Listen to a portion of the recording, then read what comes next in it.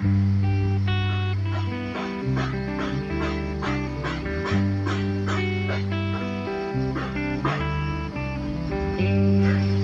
araw mga kaambot, maligayang pagbabalik. Nandito na naman tayo sa din natin sa opisina. Bisitahin natin ang Mulberry. After 5 days, after 1 week, yung seminar natin mukhang nag-uulan naman dito sa Manila. At doon tayo sa Iloilo, nag-seminar tayo doon. At ito, nakikita natin itong Mulberry na to ay lumaki. Lumago, no? After 7 days na rin nga yata. Tama, yan, lumaki. At naano siya ng ulan. Ang nakakalungkot na ano lang ay hindi talaga natin nabuhay itong Shangri-La Mulberry. So hindi na tayo order niyan. Isa lang yan from Iloilo. Shopee natin order. And then itong isa ay wala rin talaga. Hindi ito, namatay din. Hindi ko alam kung bakit. Mukhang nasobrahan sa tubig. At parang basa. Inugot ko na kanina. At nawala na. Pabuhay na to. Nung nakaraan maganda na sibol nito. Pero biglang ganito ang nangyari. Wala na, ayoko na umorder. So magpo-focus na ako sa house turkey. Yun yung kanina doon, malaking dahon. Ito yung mga iga-grafted natin. Gagawin nating puno kasi matibay at mabilis mabuhay itong mga puting mulberry na to. So dudugtungan natin yan ng kung ano man ang available, Illinois o kaya Australian Crossrail Mulberry. Okay, yan yung itinanim natin nung nakaraan.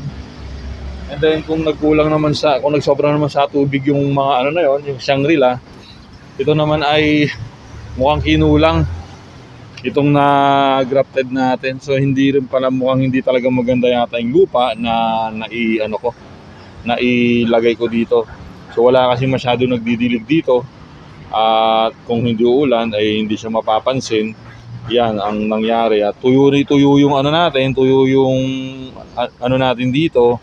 Kaya yan, natuyo na rin tuluyan. Katulad ng nakaraan na namatay sa ibabaw, parang hindi nakatulong yung pagbutas ko ng mga plastic at lalo siyang natuyo.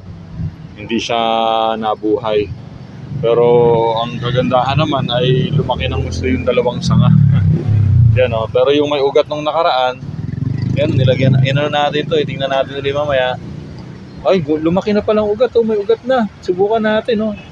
Gumapang ang mga ugat kaambot. Subukan natin kung mabubuhay natin to. Puputulin natin to. Sayang to. Maganda pa ang ugat. Buhay pa. Sa tingin ko malutong pa. Maganda pa yung buhay pa. Tama. At saka ito, buhay pa siya. Buhay pa. Subukan natin itanim doon sa lilim. And I guess may mga ugat naman to. Tingin ko mabubuhay to. Okay? Yung mga kaambot. At ito ang ating puting at mukhang nagtitigil na rin naman ng ulan, ay kakalbuhin na natin to para nasubukan na natin siyang pabungahin. Tingnan natin mamaya kung paano natin gagawin yan, kasi ang alam ko yan, kapag kinalbo mo o kaya pinutulan mo, tinanggalan mo ng mga dahon, pag sibol ng mga dahon niya, kasabay na yung mga bulaklak. Ayun, pero bago natin gawin yan, ito muna ang isang gagawin natin. Okay, ito yung Illinois natin na nakatanim sa lupa, maganda ng sibol at tumahabol yung doon banda sa kabila. At halata talagang nag-uulan ng maganda kasi taas tumaas ng maganda to. Ito lang talaga natuyo, mabilis matuyo itong to. Hindi maganda yung nagamit kong lupa, hindi naman talaga yata purong lupa yun. Mga kaambot, may ugat to, nakakulangan lang sa dilig to kasi nag-init nung nakaraang araw Kaya I guess ganyan na nangyari. And then this one. Okay.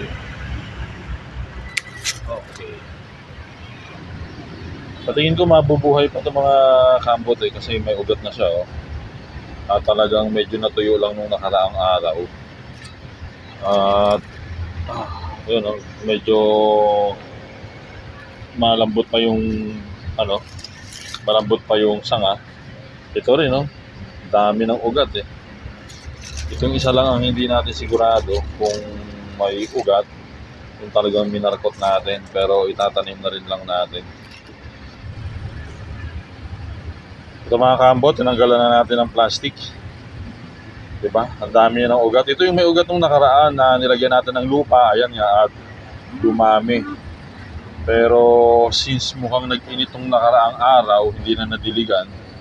Ayan. Ganyan na nangyari sa kanya. Pero pwede pa to, possible pang mabuhay to. Buhay pa naman yung sanga. So, tatanim natin dito. Mga kaambot, upon checking ay parang nasobrahan na nga yata ng tagal. So, halos ugat na pala lahat to. So, nung nag-uulan noon, nung nakita natin nag-uugat yung dalawang sanga na yon, ay malamang puro ugat na tong inano natin nung nakaraan. Halos balot na siya ng ugat, oh. Kita nyo? Yan, oh. Yan. Grabe. So, parang ang gandang klase ng ano na to, ng mulberry na to. Napakalakas niyang mag-ugat. So, parang ang dali niyang patubuin itong Australian Mulberry Cross Rare. Okay, so i-maintain natin itong klase na to. Grabe, oh. Talagang ugat na. Siguro mga one month na rin naman siguro itong inano natin. Pero hindi ko na-expect na ganito siya kabilis mag-ugat. Ano? Ayan. Okay, so ililipat na rin lang natin at mamaya-maya ay kakalbuhin na natin yung ano na yun, yung puting mulberry na yun para naman pabulaklakin natin.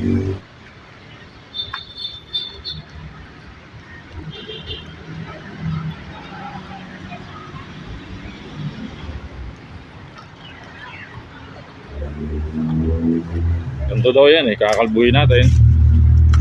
Yan. Tapos tatabasan natin mamaya.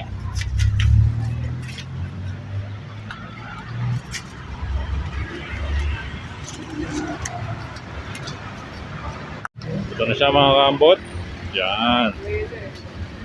Okay. Busin natin ang dahon.